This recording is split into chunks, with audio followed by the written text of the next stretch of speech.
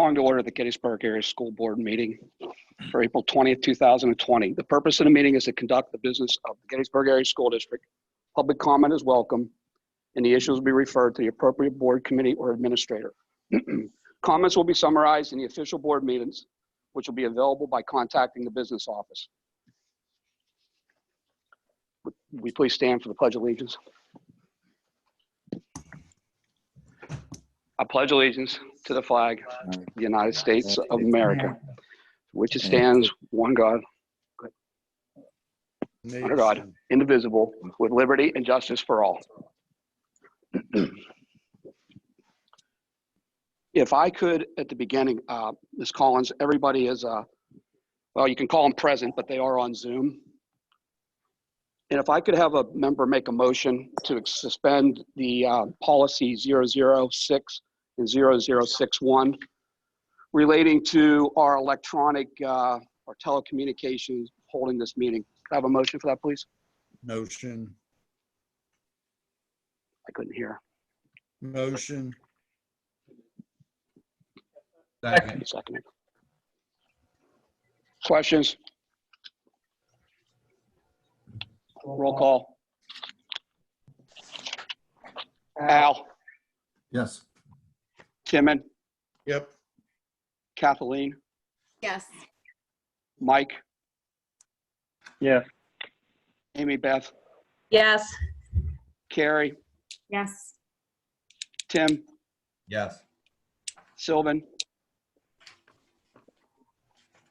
He's on mute.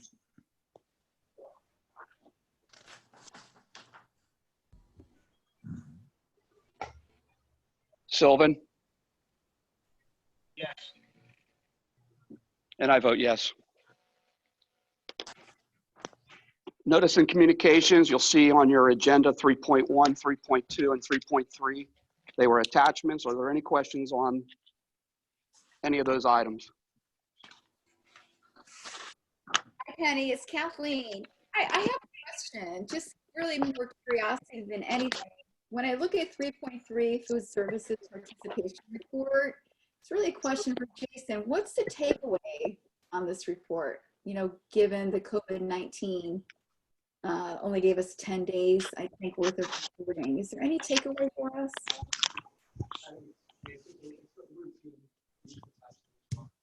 Jason, you're muted.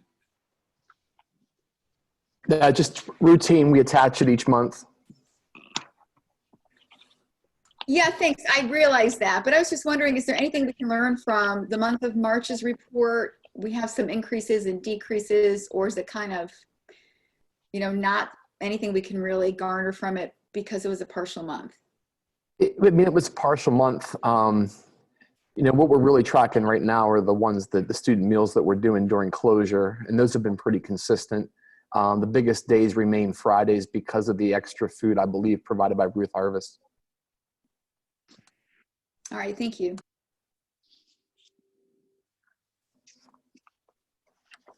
Are there any other questions? Okay, moving forward, citizens' participation. It's my understanding that once again, we were allowing the citizens or the public to email any comments, suggestions that they would like to be read aloud as we normally do. And again, this meeting, we do not have any. Routine approvals, we're going to take individually as we always do, and then vote on it as one. So I would open it up the board under 5.1, the financial report. Would anybody have any questions on that?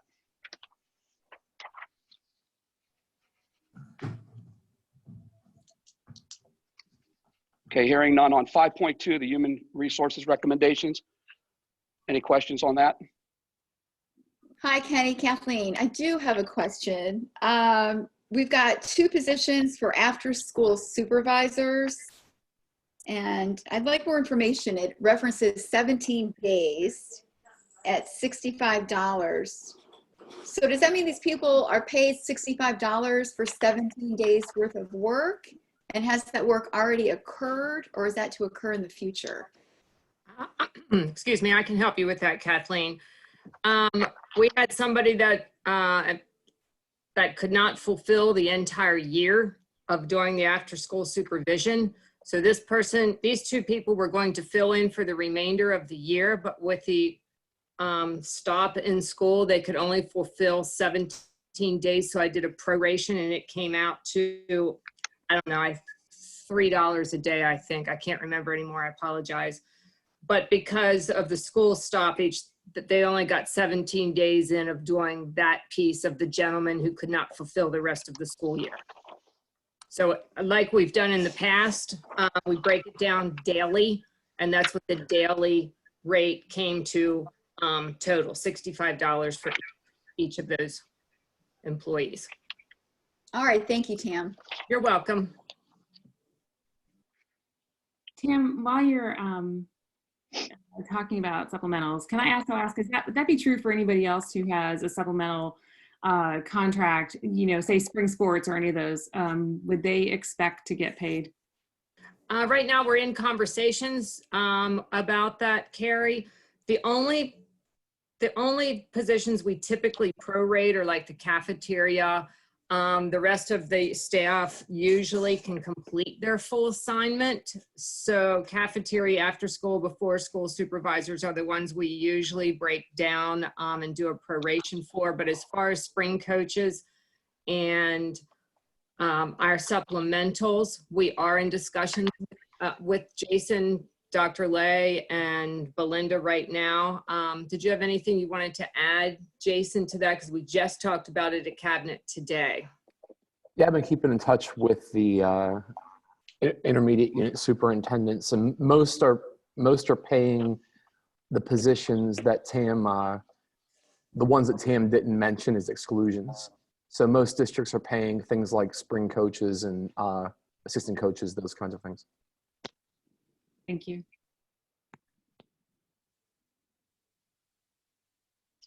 So this is Are there any other Mike. questions? Sorry, Mike. Yeah, this is Mike. So just because other districts are doing that, does that necessarily mean that we have to do that? Especially if there's not any binding under Act 13, that adds up to a pretty significant amount of money. I mean, we took a look at Act 13. It's somewhat gray there, but the interpretation that we took was that the people that are employed would make the same amount of money.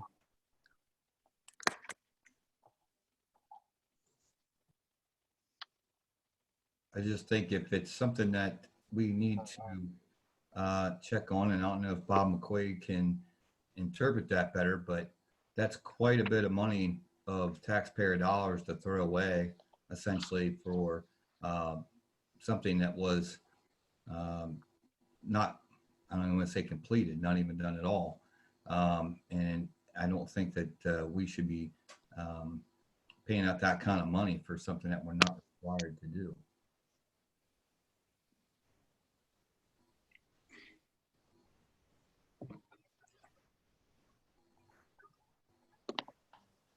Is there any other questions from any of the board members?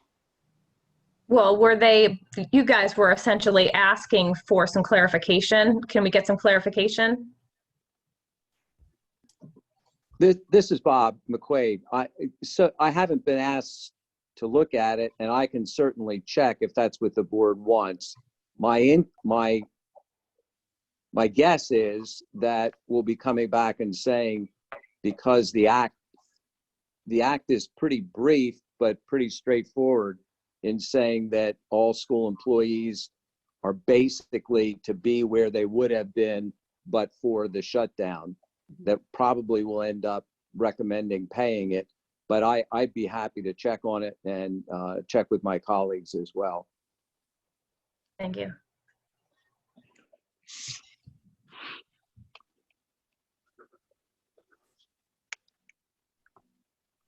Anything additional from any of the board members? And I have a motion for the routine approvals, please. So moved. Second. Questions? Roll call. Sylvan? Yes. Tim? Yes. Carrie? Yes. Amy Beth? Yes. Mike? Yes. Kathleen, Yes. Timon, Yep. Al, Yes. and I vote yes. Number 6, items for board actions. The first one is 6.1 Policy 805. May I have a motion for that? Move to accept policy 6.1, number 805. Excuse me, item 6.1, policy 805. Yes, 6.1 805. Second. Questions? I had a question on 805. Go ahead, Timon. I believe that's you. Actually, I got a question on 805, the 800s and the 700s. As I was going through the policies, there's a lot of confusion. Like for 800, it says the school safety and security coordinator is under 800. Building security is under 708. The emergency emergency preparedness includes protecting against intruders. Yet under 708, you got building security. Shouldn't they be together? And under 712, you got the school resource officer, which is an armed commission certified police officer. Under 805, which is entirely different, you got the relations with the local law enforcement, which is again, certified commissioned police officers. Before we put these all through, shouldn't we maybe form a subcommittee of safety and security or whatever and put it all together so we have it all together? I guess I'd like to make a motion that we kick them both back to committee and think about what we want to do. And I don't know if the president appoints a subcommittee or how you got to go about that. The district has a safety committee. It's run by Wayne Crosby. The policies that are on the agenda tonight for approval were the ones from the last agenda. And then, so we took them back to committee with some of the comments we'd received. And then, so this is kind of how they lay right now. Anything beyond that, Wayne? No, Dr. Perrin, that's where we're at now. Well, Timon, so I understand, because I heard a motion or I believe, but you said 2 policies.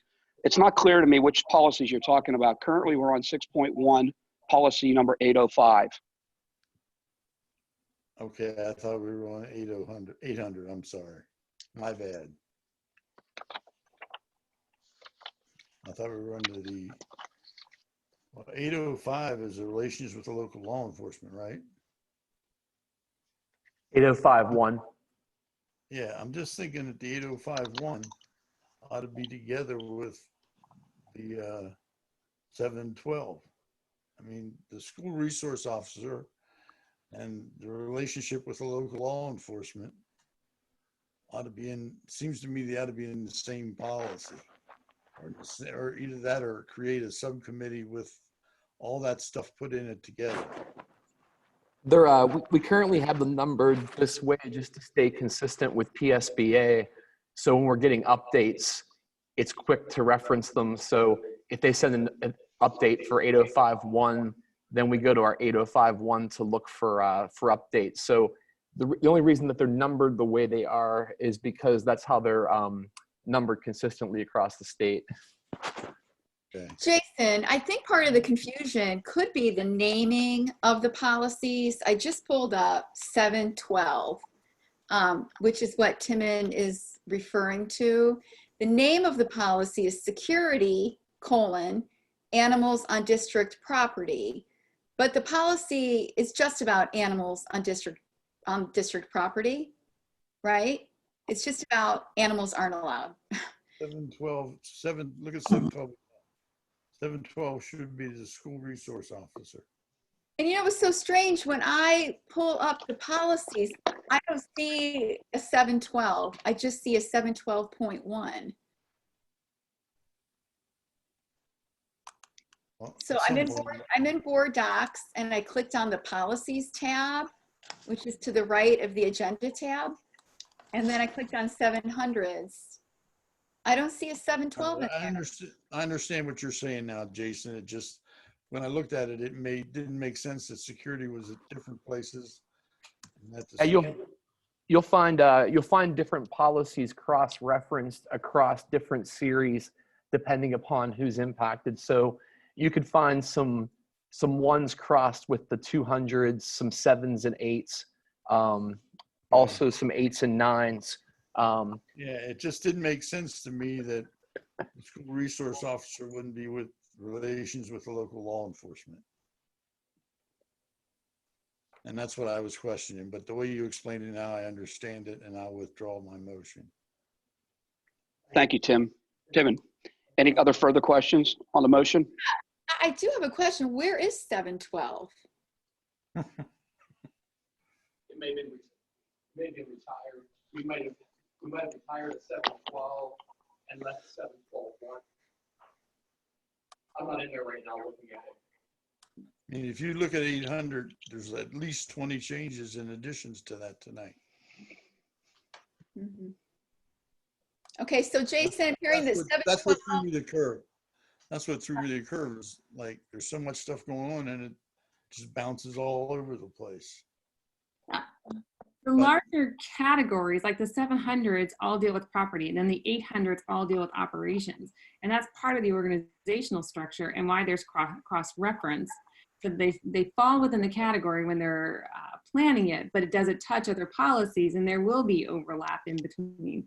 That last page of the policy committee and others who are part of that will cross-reference then each of the other policies that has a touch to it, but does it then go back under where it started the major category of property or for 700s or 800 for operations, and that helps it to stay focused on the language of it toward the major category also.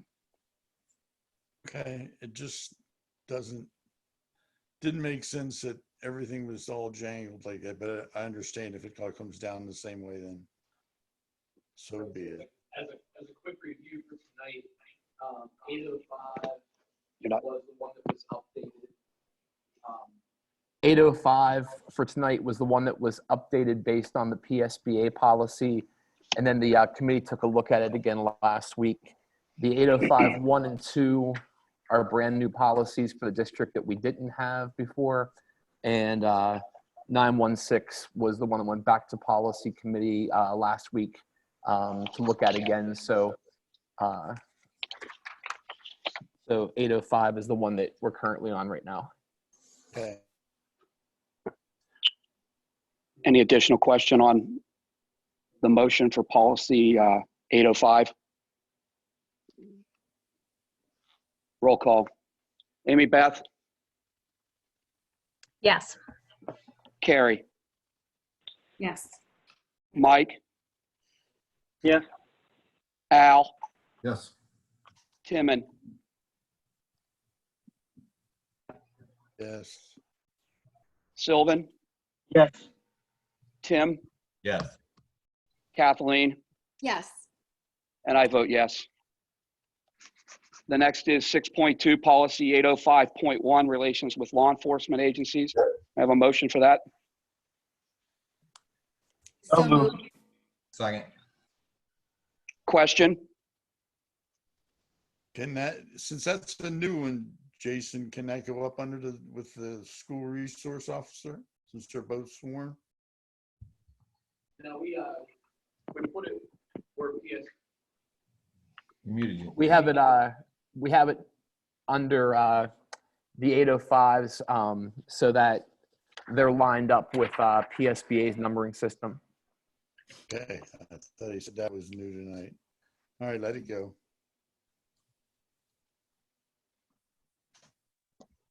Hearing no further questions, roll call. Kathleen, Yes. Mike, Yes. Carrie, Yes. Tim, Yep. Amy Beth, Yes. Timon, Yes. Al, Yes. Sylvan, Yes. and I vote yes.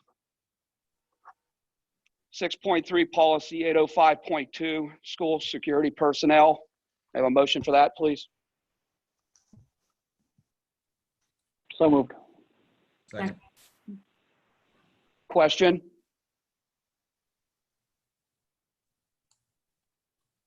Hearing no question, roll call. Tim, Yes.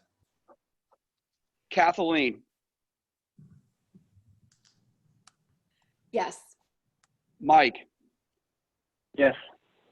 Timon, Yeah. Al, Yes.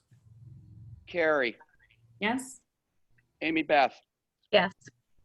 Sylvan, Yes. and I vote yes.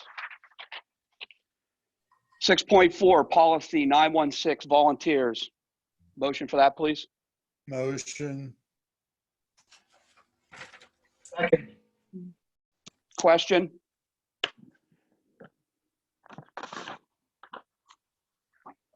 Roll call. Al, Yes. Timon, Yep. Kathleen,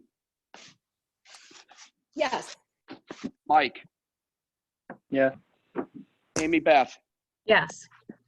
Carrie, Yes. Sylvan, Yes. Tim, Yes. and I vote yes. 6.5, memorandum of understanding for transportation. Motion for that, please. So moved. Second. Second. Question? Roll call. Amy Beth, Yes. Carrie, Yes. Mike, Yes. Al, Yes. Timon, Yeah. Sylvan, Yes. Tim, Yes. Kathleen, Yes. and I vote yes. 6.6 is the Chromebook purchase that we discussed, I believe, at the last meeting or the meeting before. May I have a motion for that? I'll put forth a motion for the 6.6 Chromebook purchase. Second. Second. Question? I do have a question. Dr. Perrin, I know we're not yet one-to-one, but could you perhaps estimate how close we are to getting one-to-one with this next large purchase? What's probably, and this is probably, I mean, Jeff's on the Zoom, so he could probably be more specific, but I think this purchase basically is kind of our planned yearly purchase as part of life cycle fund, a part of like the life cycle of our computers. I think that we're pretty close. Secondary, not necessarily elementary. I think that would require a larger purchase, but Jeff, correct me if I'm wrong. Yeah, that's correct. The high school and the middle school, they're one-to-one right now. It's just the middle school doesn't take their devices home. In the elementary, I would say we're probably, just as a guess, probably within about 200 to 300 laptops from having a one-to-one there as well. Thank you. Any additional question? Roll call. Sylvan, Yes. Amy Beth, Yes. Carrie, Yes. Al, Yes. Timon, Yes. Mike, Yes. Kathleen, Yes. Tim, Yes. and I vote yes. 7.2, the 2020-2021 preliminary, 7.1 Lincoln Intermediate Unit, number 12 election ballot.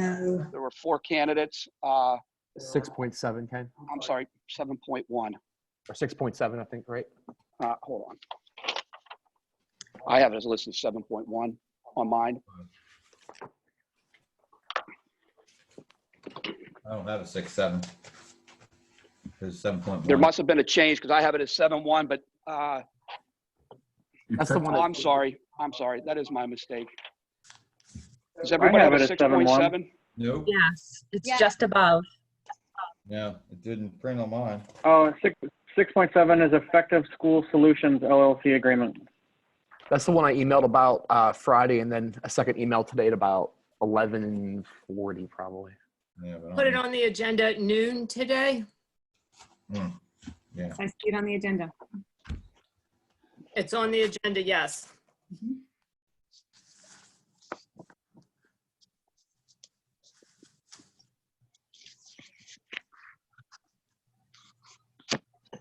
Jason or Tim, would you elaborate on that, seeing that some do not have it currently on their agenda? Sam put it on the agenda. Tam put it on the agenda at noon, so if you're on board docs, it should be there. But it's the Effective School Solutions was the program that Kelly DeWeese shared information about at the April 6th meeting. It's the counseling services provided for middle school that we're going to do a contracted service with out of the special education budget for 2021.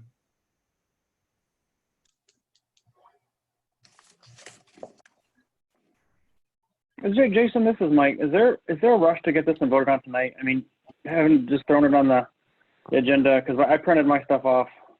I do see it now, but I printed my stuff off and I haven't had a chance to read through it, and it looks like it's about 10 pages long. Yeah, I'm not going to speak for everyone else, but I know I haven't had a chance to read it. Yeah, Bob McQuaid reviewed the contract with Effective School Solutions. I think that, I mean, Kelly, you can correct me if I'm wrong, but I think that the reason for trying to get it on tonight is that if we got the contract done prior to April 24th or 25th, that there was a discount with some extra professional development provided for teachers this summer. Is that correct? Yes, it's about a $6,000 discount on the contract, and it doubles our professional development from 12 hours to 24 hours if we have an early sign-on, which is April 24th. This is Bob. Part of the delay here was, I guess, my fault, in the sense that they had presented a written contract, and when I reviewed it, I offered a number of changes, and we went back and forth and negotiated those changes, and it really wasn't put to bed until, I guess it was whenever, I guess it was the 17th. So when it was put on the agenda late, so there was a question whether or not we were going to reach terms with them on the language. We can even discuss what's in the contract. I'd like to move to accept the motion.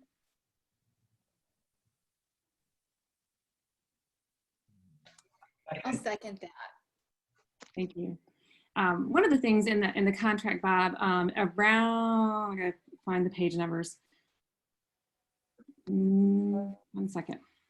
It had to do with the number of consecutive days, like didn't say consecutive, number of days that they could go without providing service. So I don't see page numbers. So I see a number 3, and it starts talking about in the event of a licensed mental health professional is absent. It's in the next, it's at the bottom of that page. If one of the licensed mental health professionals is absent in the aggregate for more than 15 days, then the district will have the right to different professional assignment.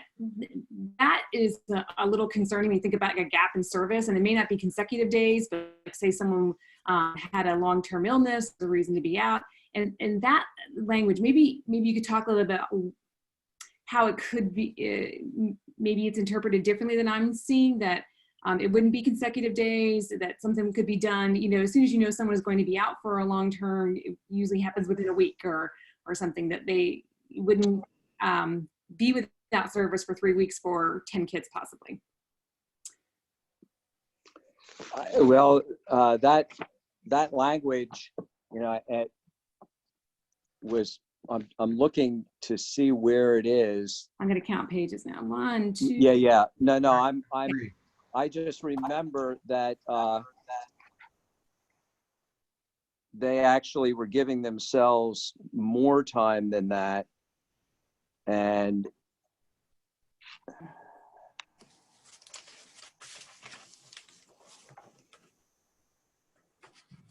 yeah, and part of what I insisted be added was that if we didn't get a satisfactory substitute, then that would be considered a material breach of the agreement. In other words, that we could back out of the agreement if they weren't able to provide a substitute. But I guess it's a matter of judgment whether or not. I mean, basically what they're saying is if they have an employee who can't be there over the course of the year for 15 days or more, then that gives us the right to substitute. Perhaps Kelly can address the mechanics of that, but. Well, Carrie, one of the things that I want you to keep in mind is it's a two-person team. So that in the event of one person being out, for an illness or an extended family leave or something like that, there is a second team member who will know all of the students and will be able to provide some in-depth counseling while a substitute is secured. So I like the fact that it's a two-person team. I think we did reduce the number. I'm trying to look for the number in the original contract and compare the original contract to the revised one. But I know that was an area that Bob and I had discussed, and we were comfortable with the resolution that it, they will work to provide a substitute, and they'll also, if we're not satisfied with that substitute, they'll work to provide another one. They do have other staff in reserve. They have the I'll call them management staff, for lack of a better word, who can step in because they are clinically licensed to provide services.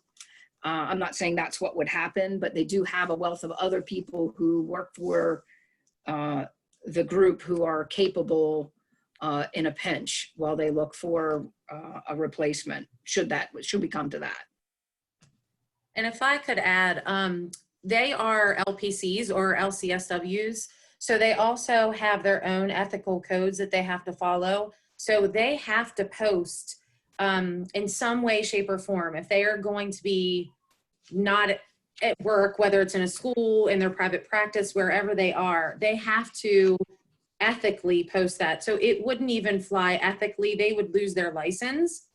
They didn't perform in whatever manner they needed to by finding a substitute or finding someone to fill in for them during that time. So it goes even above and beyond that contract, just as an FYI. Bob.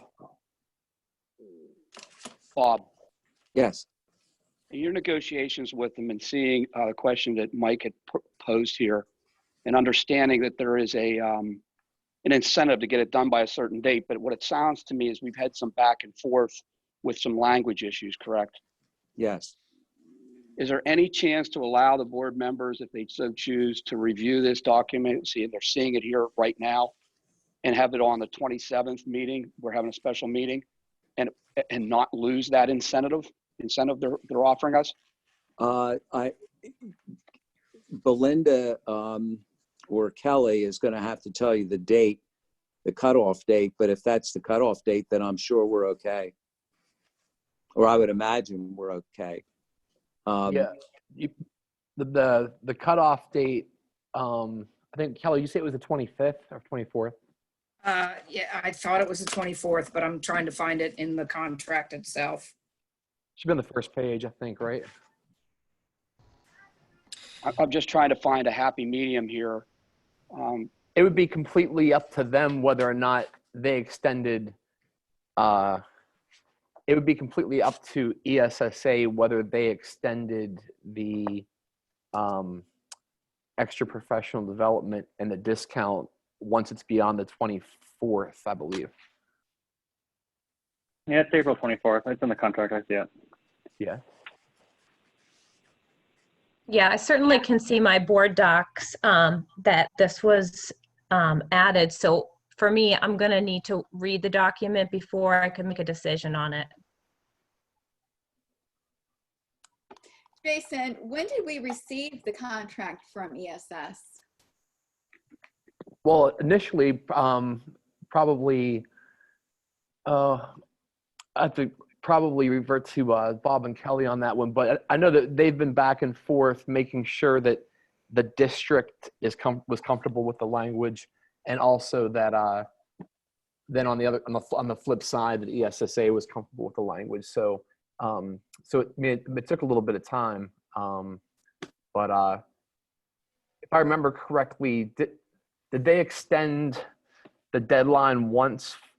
They have extended the deadline once. Bob, I have notes that you and I talked about the contract on March 27th when we first went through your list of concerns. And then the original contract signing was to take place before March 31st. So we did ask for an extension through March 24th, which gave us, I'm not sure why we chose the 24th. Because the board meeting was, April 24th, because the board meeting is today, the 20th. But they did agree to essentially a 1-month extension. And then that time, the last 2 weeks was really, I'll say, chewed up with kind of a lot of a back and forth, and substantially regarding the indemnification clause that took about a week to resolve. And I won't pretend I know what that means, but Bob can talk about that. And so we have had the contract since before March 27th. And have been working with ESS. I took the draft that was provided to me. I wanted to make sure, of course, that it met the district's needs, and worked with Kelly and Belinda to make sure, that what I was looking at and asking for and trying to understand what the contract was all about. So we communicated. I then put together probably 8 or 10, maybe a dozen changes to the contract that I wanted to see happen, and sent that over to the other side. They agreed to some, disagreed with others, and we just went back and forth and dickered back and forth. We ran it by our insurance agency, because there are insurance clauses that I wanted to make sure that we had appropriate coverage. And they in turn sent it to our insurance carrier. And so we had to wait to hear back from them to get, that's just the process that we went through. And as far as I was concerned, I got the kinds of concessions that I thought were the maximum that I could get under the circumstances. And that was about as of the Friday, I guess. So that's how the time got chewed up. Right. So basically, the options are approve it or push it to the 27th, and know that if they're not willing to extend the same courtesy that they extended before, that it would just cost us more with a little bit less PD. Is that correct, Kelly?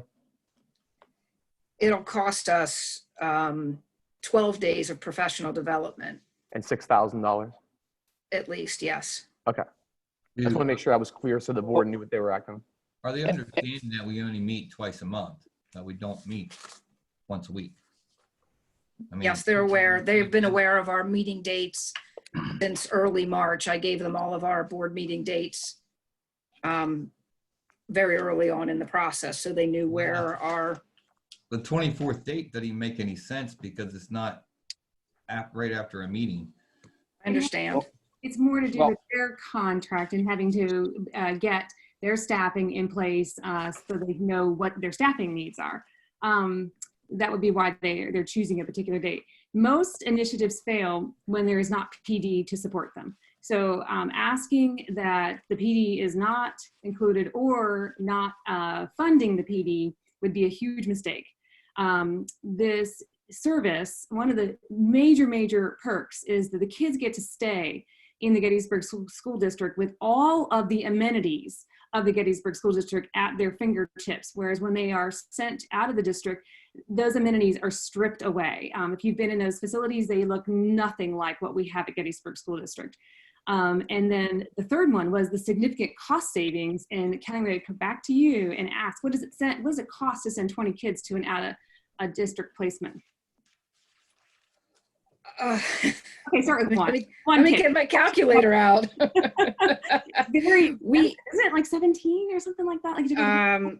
Well, we're not good. Yes, it would be if we saved on all 20 spots were kids who were returning from other placements. We're talking, over $500,000. But not all of those students will be from other placements. But there will be students who return from River Rock and from Paradise.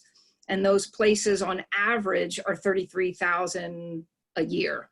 It depends on what they're coming. River Rock is a little bit less than Paradise, and Paradise is less than Diacon. So, I mean, they range from $118.50 a day to $158 a day. And so, times 180, you can figure out that this is a substantial savings when we bring these students back. But I agree, Carrie, in that the professional development, it's not we save $6,000 on the overall contract if we sign early, but we double the amount of professional development we get. And that you're right. New initiatives can fail without the PD in place, but the professional development that this group is offering isn't just for the middle school teachers who will be participating. By signing early, some of those hours of professional development, even though we're not putting the program in the other buildings, can be used at the other buildings. And we know that obviously dealing with the mental health needs of our students, it takes, we were trained to be teachers. We weren't trained to be counselors and dealing with mental health issues. So all the professional development we can get, I think, is important. And so, yeah, that's what I agree with Carrie, and that the PD is an important piece of the early signing bonus. Mike, I need to speak up here. If I put myself on the other side of this contract, and we originally had a March date, and they agreed to extend it to April, and now we're saying we're not ready for that extended date, I would think these people would think we're nuts. If we got Bob and Kelly to take this contract and make it something that's more worthwhile for us, I understand that not everybody on the board has read it, but this is the time when I think we need to take the word of our professionals and support it so that we don't look bad and we support our children in-house. question, Bob and Kelly, would you comfortable going with this?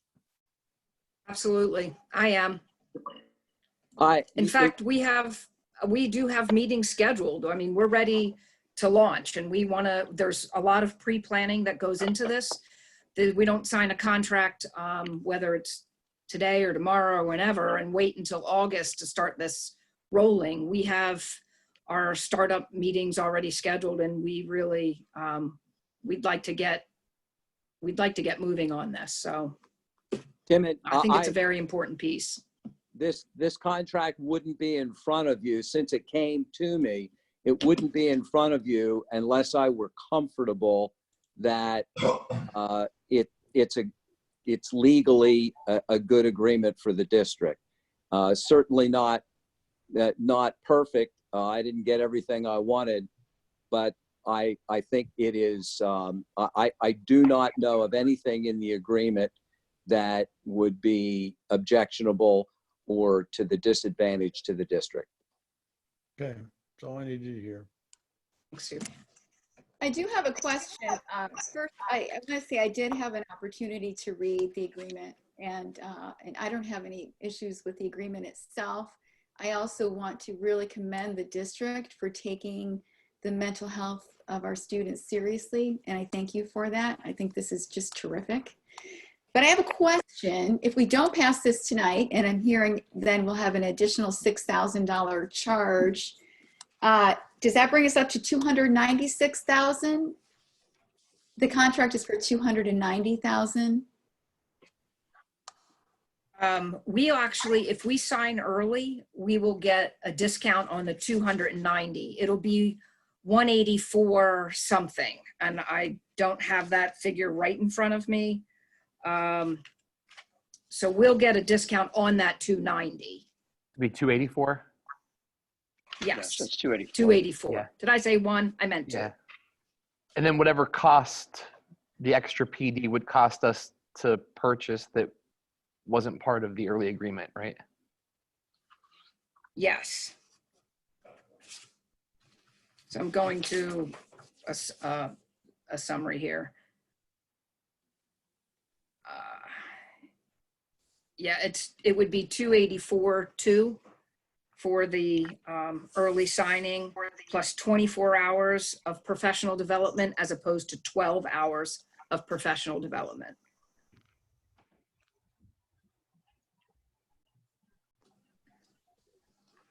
Mr. President, do you have a motion? I have a motion. I don't recall if I had a second. I did second that, Kenny. Thank you, Kathleen.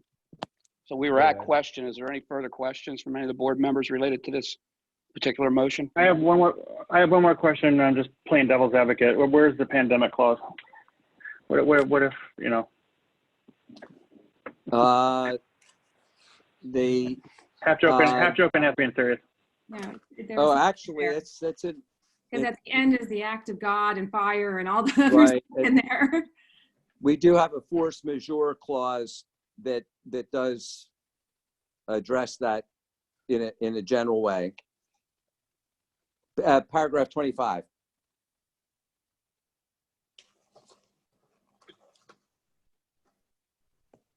Yeah.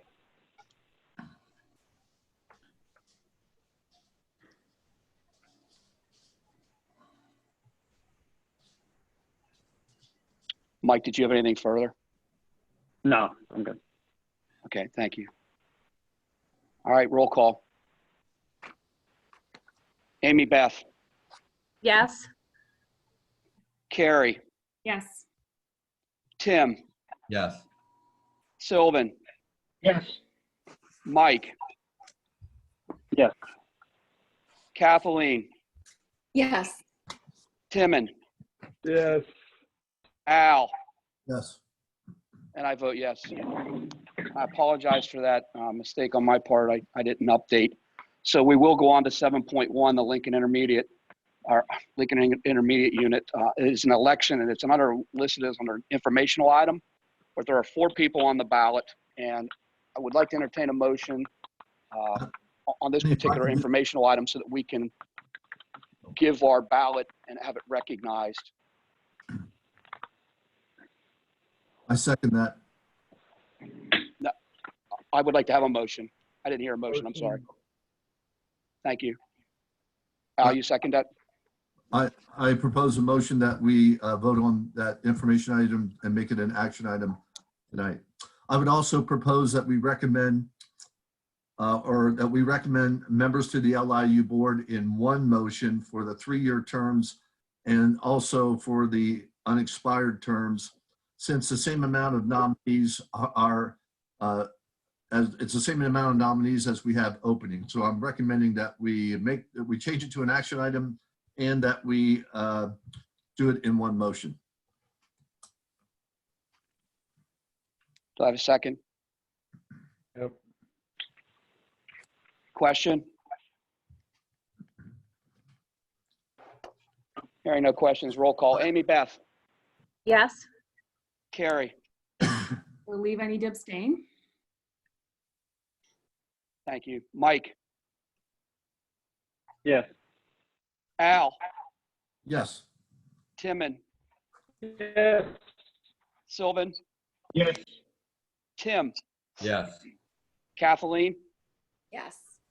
and I vote yes. It's the preliminary budget information. I'm going to turn this over to Jason.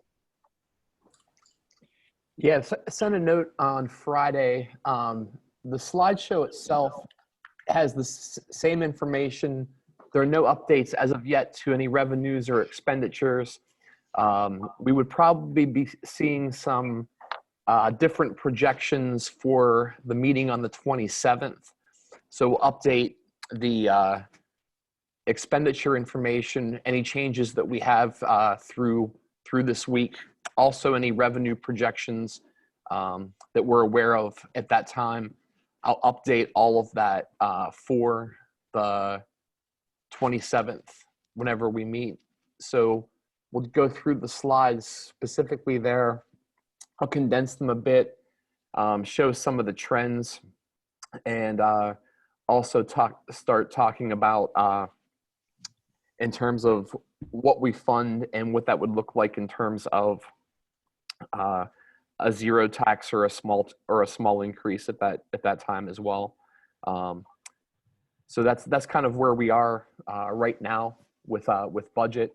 I know Belinda and Tom are working with the budget heads, making some last minute adjustments. At the same time, they're now responding to a state audit, which happens every so many of years, and the state has chosen to still do those during the pandemic that we're dealing with, and the fact that we're working remotely. So we're trying to get that done in a reasonable amount of time as well. So we'll have, it probably would be, I would try to get those probably documents out to you at the end of the day on Friday for Monday's meeting on the 27th. And then the only other thing that was new this week that you didn't have last week is I sent the narratives out specific to the SBRs that were requested this year. As my note indicated, those aren't recommendations at this point. Those are just requests that were brought to from the admin team to central admin.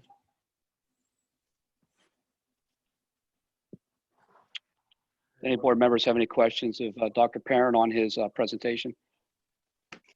Actually, I have a request, Jason. Sure. I'd like to receive the documents with more advance than receiving them Friday evening for a Monday meeting.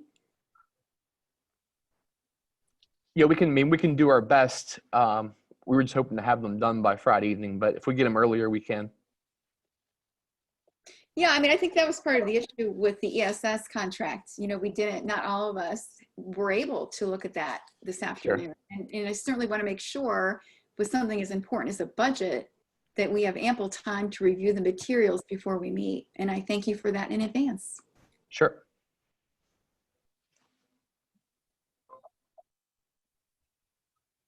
Any additional questions?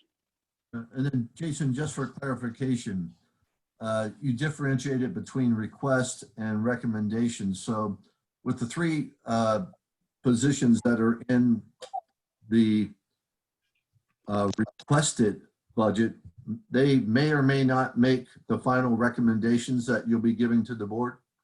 Correct. You're muted, Jason. You're muted. Thanks, Tim.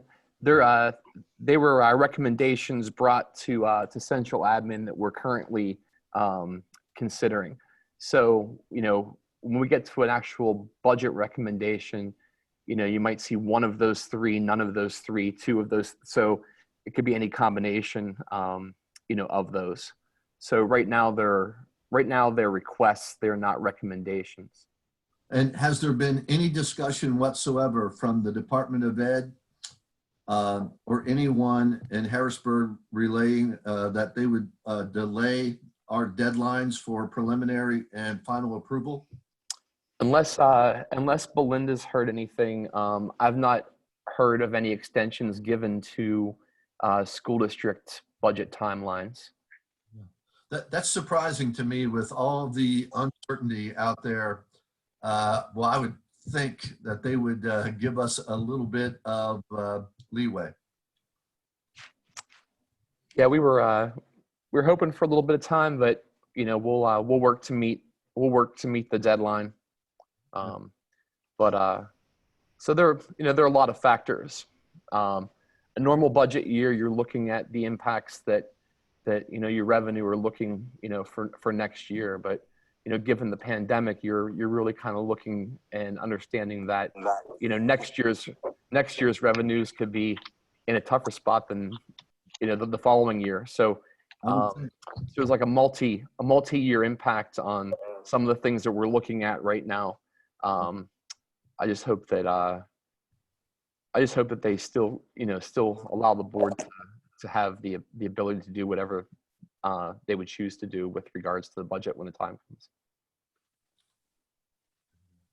And I forget what the legislation was that was possibly going to be discussed and voted on today in Harrisburg. That I'm assuming that did not happen. And Actually, it did. It did.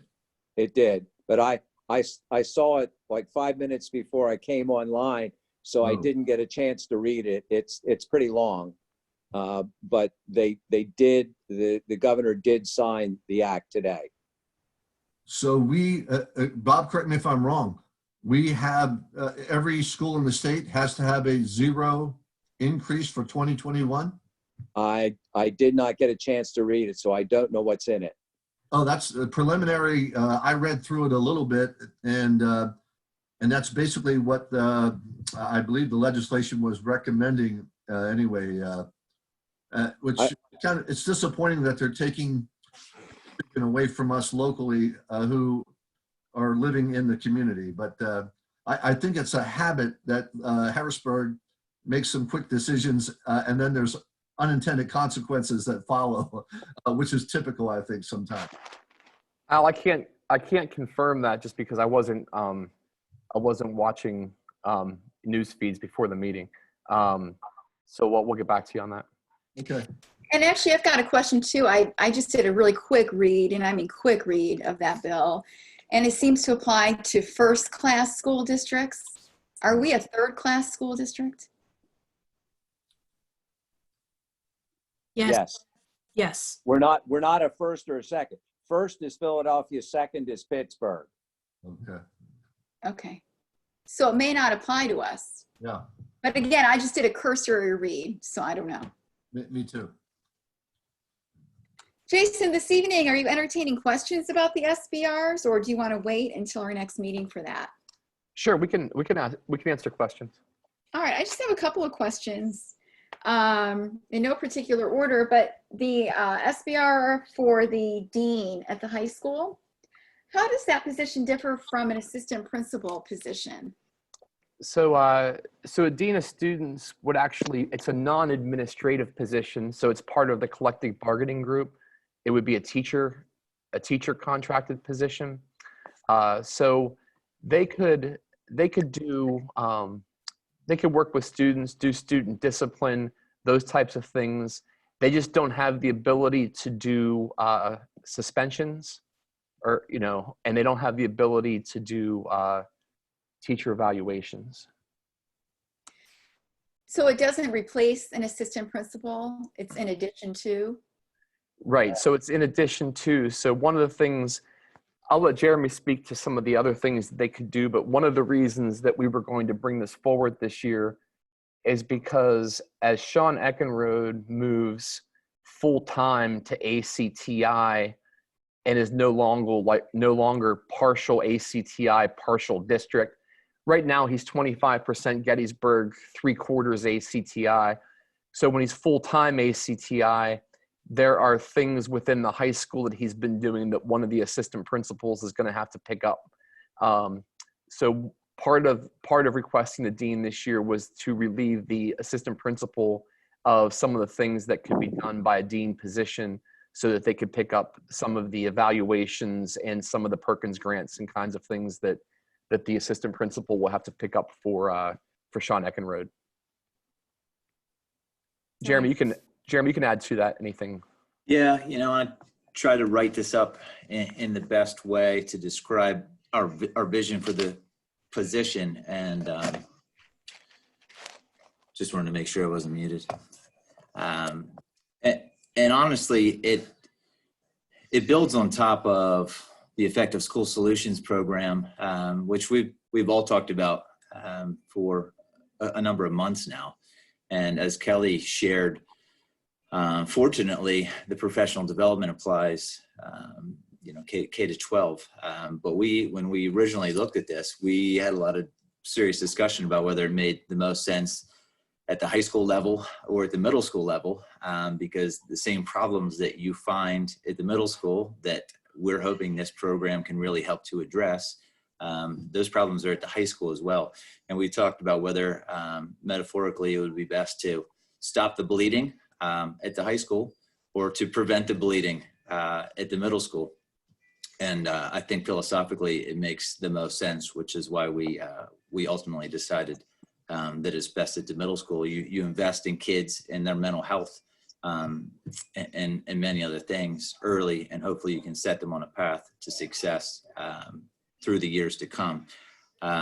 This position, in my mind, would help bridge the gap in services for us and help to actualize some of those professional development initiatives in our building. And some people hear Dean of Students and they think, oh, that's a hammer that's supposed to do discipline, and in my mind, not at all, because I think the mental health issue that we're trying to address at the middle school with the Effective School Solutions programs, that's what turns into attendance issues and behavior issues at high school. And it takes a strategic surgical approach if you're going to handle that well. And my hope is to find the perfect person to do that. And the list of things that are on the SBR that we mentioned, which starts off with attendance and the programs that we're actually required to do in terms of improvement plans with families.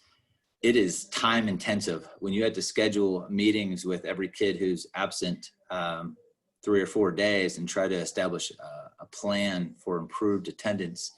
It takes time and it takes focus. And if you're going to turn discipline into an approach where you're simply suspending and then eventually removing a student from a building just because that's the last resort, if you can actually resort to better practices, which would be restorative discipline approaches, which takes time and patience, you need to have someone that can truly focus on those things. And that requires functional behavior assessments, positive behavior support plans, among other things. And then our vision is if you could employ someone to focus on those things strategically and help our administrative team and the team of teachers do that in a better way, we can not place kids at other places. Why? Because as Carrie shared, that removes them from the possibilities that we offer as a school district, which I think are phenomenal. So our idea is to help slow any placements and potentially bring some students back from placement, just like the Effective School Solutions plan is. And as Jason started to share, with Sean's moving to Adams County Technical Institute fully, I should say Mr. Ackenrode, we have 5 programs of study in our building. They have 7 at Adams County Technical Institute. So when we have 2 programs in agriculture, 2 programs in tech ed, and 1 program in business to attend to, and the money that is attached to those programs in the form of Perkins funding and the time it takes to have every student in those programs complete a career objective form, which results in hundreds of dollars for students.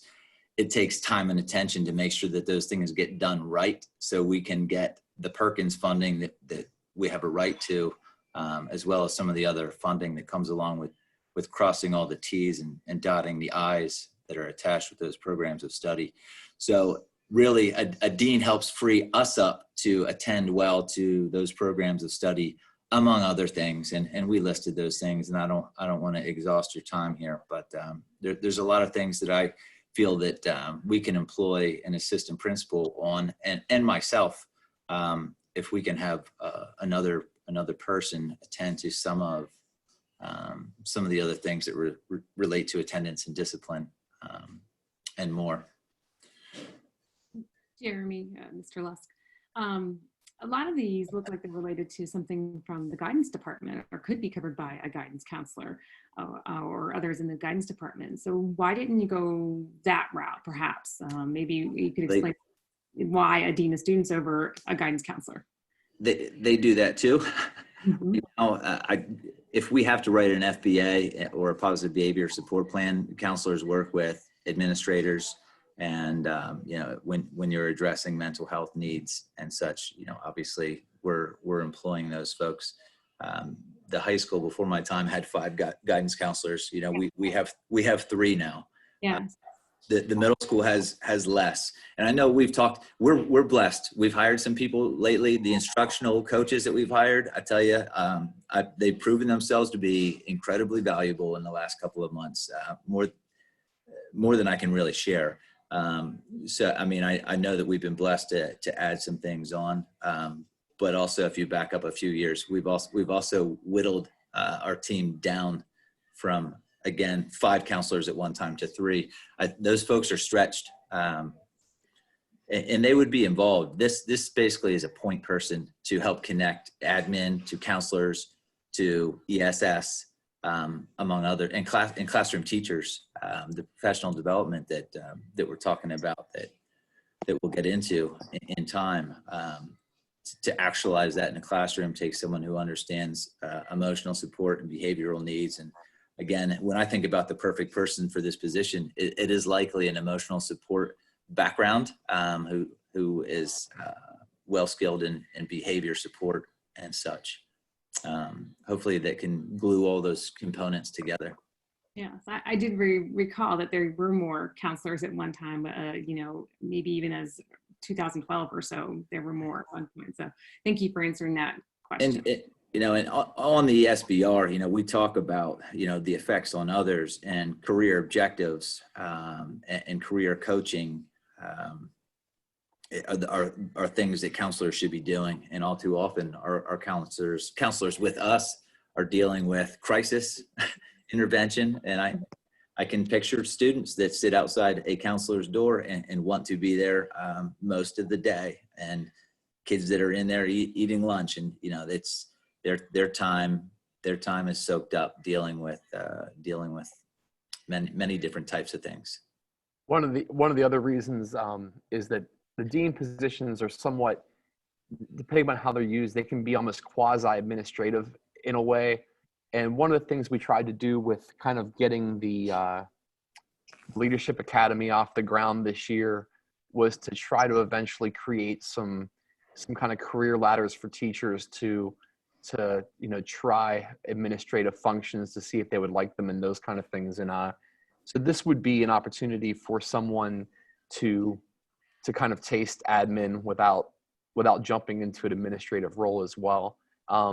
That's certainly a philosophical piece and not as much of a rubber hits the road, but one of the other things that we were thinking about when we put this together.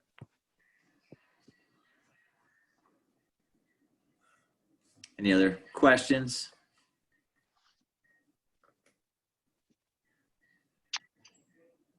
Kathleen, did you have additional? I thought you had first indicated you had several budget questions.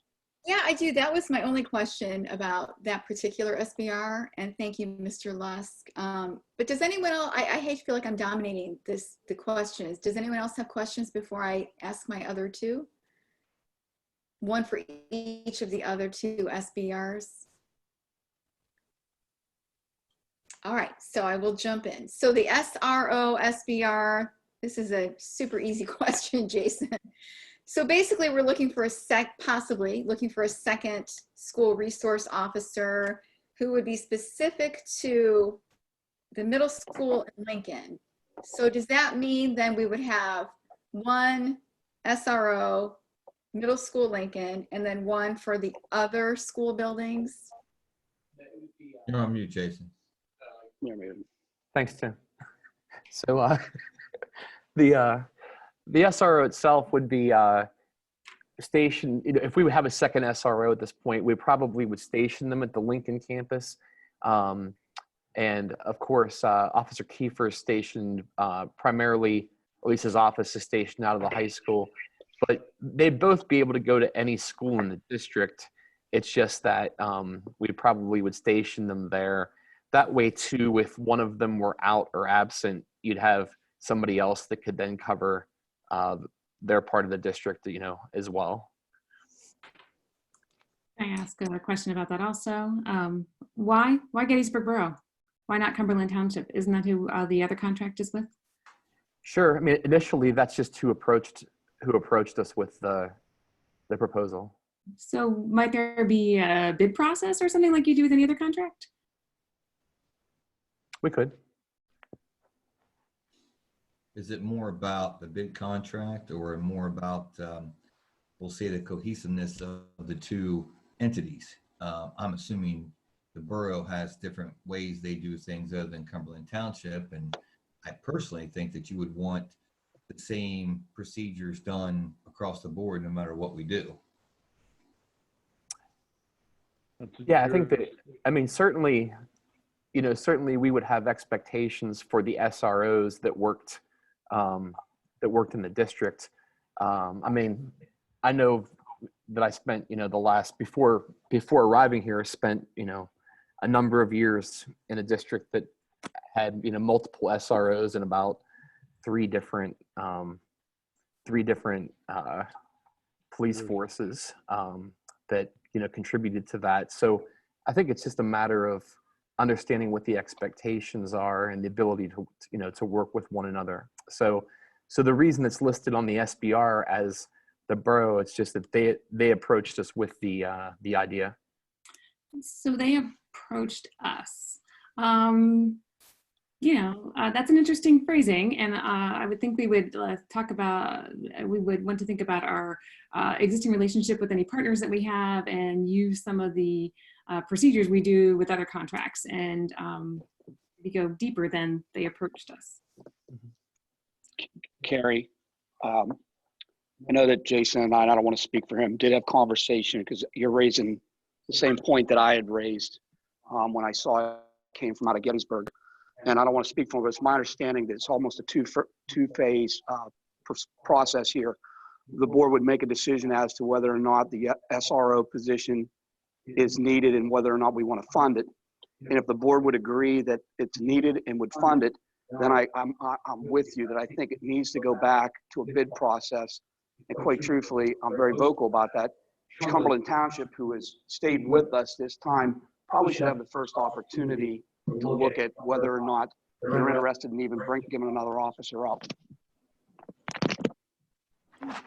So if this stays on, if it's eventually brought to the board in the package, the way it's been previously for special budget requests come in a package, I would like to see the language amended, that it doesn't. Right, we would just update the SBR and talk about the position and not the partner agency. And then you, assuming you would put some kind of just a rough number as we have here, but hoping that everything's going to come underneath that. Right. My thought was just to do it like almost like it is right now. What would the maximum cost be, and kind of go from there. Kenny? Yes. Kenny? Yes, Timon. Yes, Timon. Does it become a jurisdictional issue for the borough in Cumberland Township? There would not be a jurisdictional issue. I mean, currently right now, the high school and Franklin Elementary sit within the confines of Pennsylvania State Police coverage area. So whatever memorandum of understanding that the district would have with the township, and Bob, you can step in on the legal language of this, allows Rich Kiefer and Cumberland Township to enforce the laws within and outside of their jurisdiction. Yeah, in the initial SRO, and I'm sure we do that for a second one as well, we entered into a contract with the agency which was providing the SRO, and that's Cumberland Township. But then we entered into an intermunicipal agreement with the borough, with Strabane Township, and with Franklin Township in order for them to specifically provide jurisdiction for our SRO to exercise his police powers. So you're right, jurisdiction is an issue, but it does get covered through intermunicipal agreements. Okay, that's the cop thing. Thank Dr. you. Perrin, And when is does anybody know when our existing contract with Cumberland Township is up? it's just Or is that just year to year? It's a multi-year contract. I think that we're 2 years through a 4-year. I want to say, don't quote me on that, Tim, but it's close to. I think it's like we're halfway through a 4-year contract. I think. I was just thinking it might, you might get a better thing if you're doing two with one contract. But then again, I think maybe your contracts, if you're doing two and there are two individual officers, they should probably overlap and not be ending the same time, so you don't end it with an issue. Right. I think you're onto something there, Tim, because if there was two contracts with the same entity, you might be able to negotiate summers off, as in not paying for summer coverage that wasn't needed, or negotiate that you might provide X number of days in the summer, or something along those lines. There's benefit to that. Dr. Perrin, having been around you for a few years, I feel like there's a grander plan, perhaps. We have the services from ESS, we have another SRO, we have a dean of students, and we whatever BCABA, I have to go back and look what that means, is all related to mental health and supporting students' social and emotional needs. Do you have a plan, like a larger plan tied to all of this? And is it something that does have multiple phases that would help see? I mean, it's basically taking the 3 organizational levels and some of the most significant emerging needs. Because if someone came to me and said, what's the biggest difference now than 6 years ago in public ed, and 6 years from now, what's going to be the most significant challenge? People always say, school funding, but I'd go further, and I would say that that I think most of our principals would tell you that we're seeing more and more specific mental health issues, and we're seeing them in larger numbers and at earlier ages.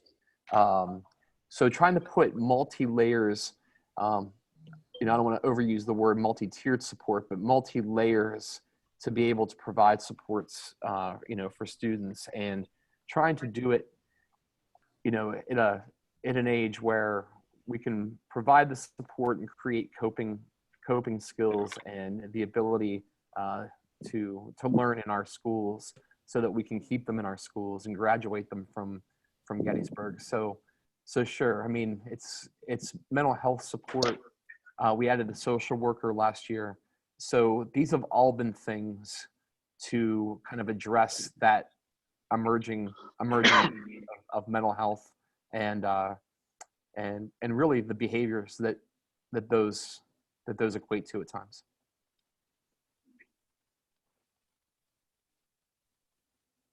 Would you please create one of those lovely charts, as you do, like we have a 5-year tech plan, and we have a capital plan. But, even going back to the social worker, I believe was a special budget request last year.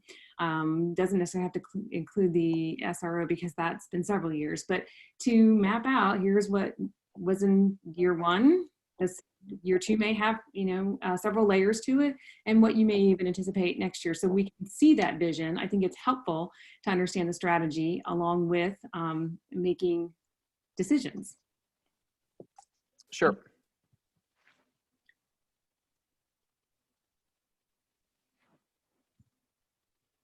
If there's nothing further, Kathleen, did you have another question? Yeah, first, Carrie, I want to thank you for that suggestion, because as I looked at these SBRs and reviewed the ESS contract, I had a lot of the same thoughts, like there's kind of a theme here. So I think a chart like that would be really helpful.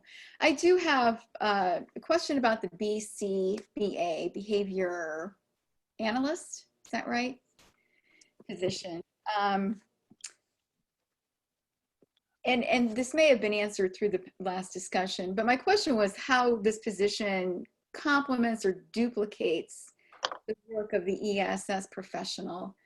But Jason, I think you really kind of just answered that for me. So I think I'm good with that.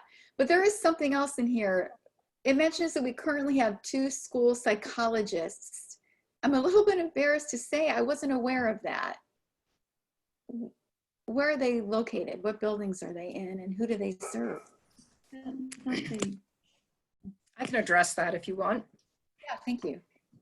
We have 2 school psychologists. They're district-wide positions. We have Amanda Stanley, who serves the high school, the middle school, and Lincoln Elementary School. And we have Kathy Davis, who serves James Geddes and Franklin Township. And school psychologists, one of their primary roles is to complete evaluation reports and the necessary testing for students to be found eligible for special education and gifted. They also are the lead in our threat assessments when we have students who make verbal or physical threats, and we need to conduct that assessment to find maybe a deeper cause.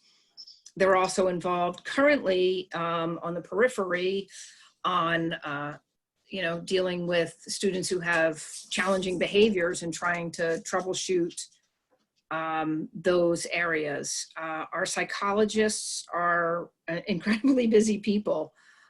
So we have 2 who serve 3,000 students.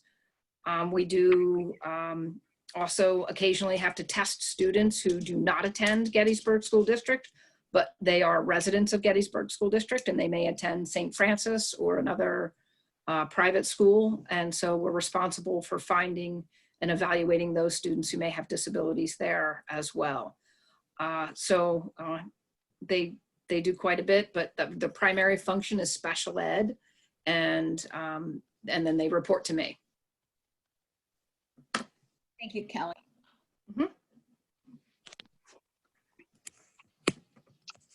Does anybody have any further questions for Jason on 7.2, the preliminary budget information? Okay, moving forward, board committee reports.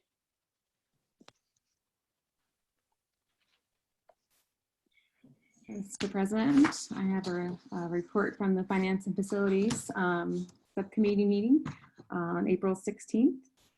We talked about quite a few things, but we did get an update from Lauren Stadel, I believe it is, on the debt portfolio and current market conditions. I believe we'll hear more about that from her at another time. We also discussed the high school HVAC, major mechanical renovations, and that one is coming up relatively soon, and there were other discussions related to that. Doesn't make sense to consider some of the things that have been sitting in the 5-year capital plan under the category of facilities improvement projects. No definitive decisions were made about those, but again, just discussed. We also talked about the high school terrazzo flooring issues. They've had some moisture issues, and they've not been able to resolve it. So they're going to be working on that to include a water barrier between the flooring and the surface beneath that. We also discussed, oops, sorry, hitting buttons with my arm. Also discussed the high school flat roof replacement. I guess it was the gym area was repaired some time ago. The auditorium area received some damage last weekend, and both are to be repaired soon. And also Mrs. Warren discussed the industrial appraisal that will be conducted to value the assets in the district, and this has not been completed for several years. Thank you, Carrie. Does anybody have any questions on the building and grounds report? Are there any additional board committee reports? Yeah, so this is Mike with Policy Committee. So obviously 805, 805 1 and 2, and 916 we discussed. Today, currently under review by the administration, we're going to have probably 3 policies come up in May. Policy 202, which is eligibility of non-resident students.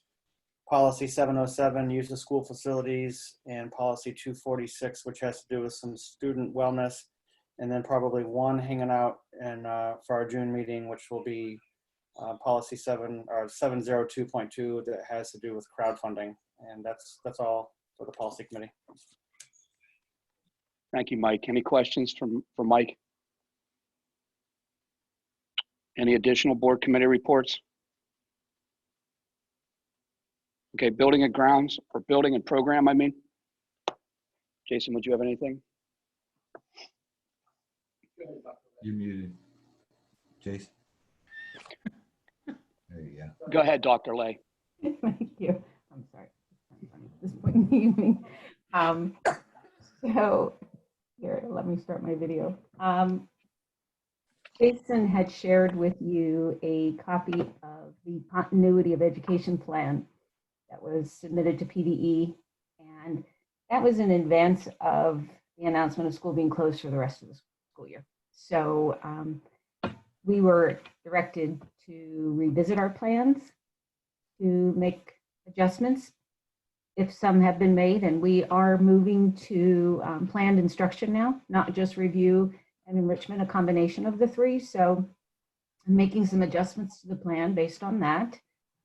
And just additional information that we've determined since the original submission about feedback provided to students and assessment of learning. So this is a live document.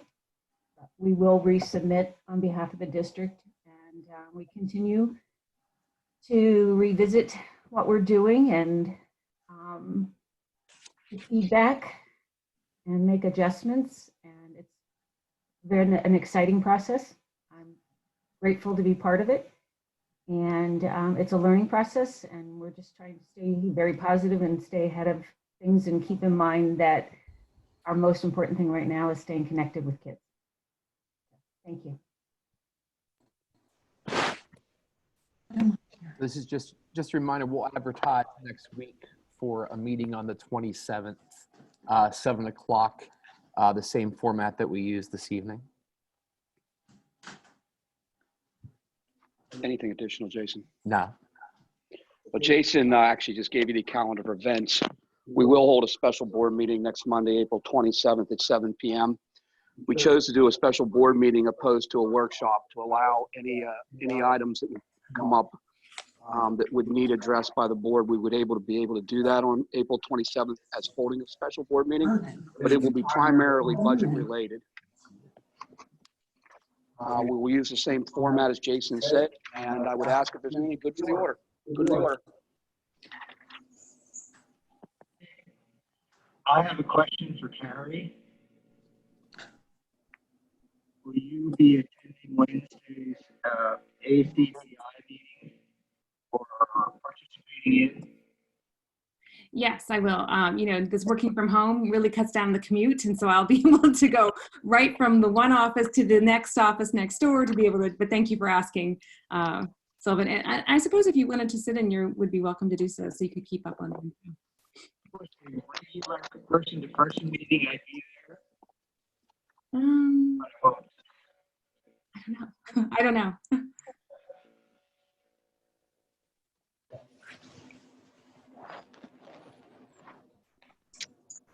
Well, having said that, would I have a motion for adjournment, please?